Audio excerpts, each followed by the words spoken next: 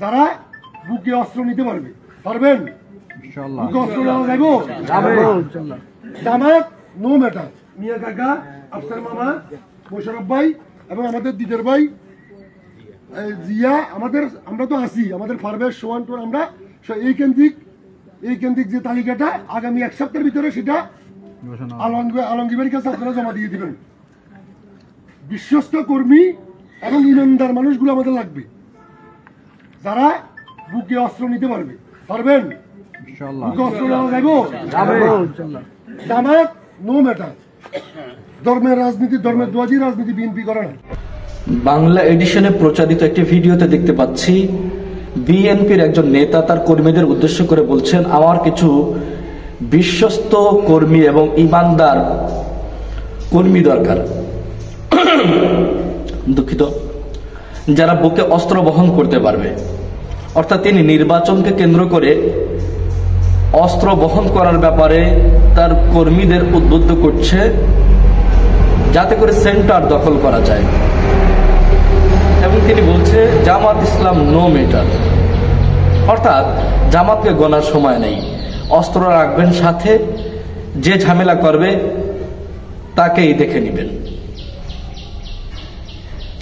5 August পরবর্তী বাংলাদেশে BNP এই ধরনের উগ্র এবং সন্ত্রাসী কর্মকাণ্ড পরিচালনা করবে, এটা আমরা কখনো ভাবতেই পারিনি।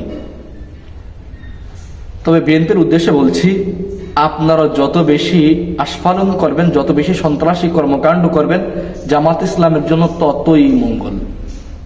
কারণ দেশের মানুষ সচেতন, তারা এখন খুন খারাপি, রাহাজানি, ধর্ষণ, সন্ত্রাসী চায় না।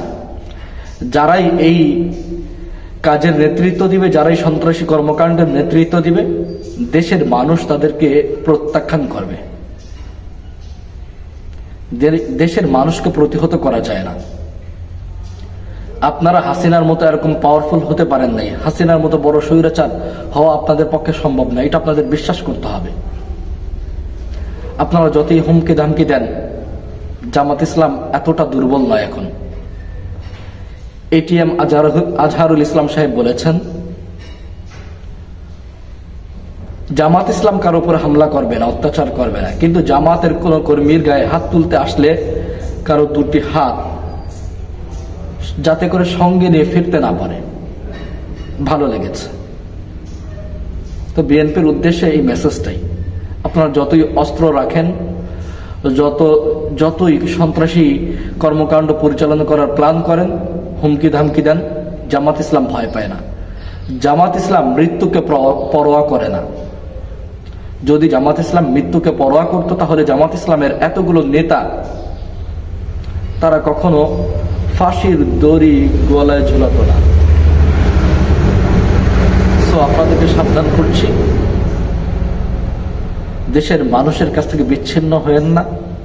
যদি রাজনীতি করতে চান, তাহলে দেশের মানুষের আস্থা অর্জন করুন, সন্ত্রাসী কর্মকাণ্ড পরিহার করুন।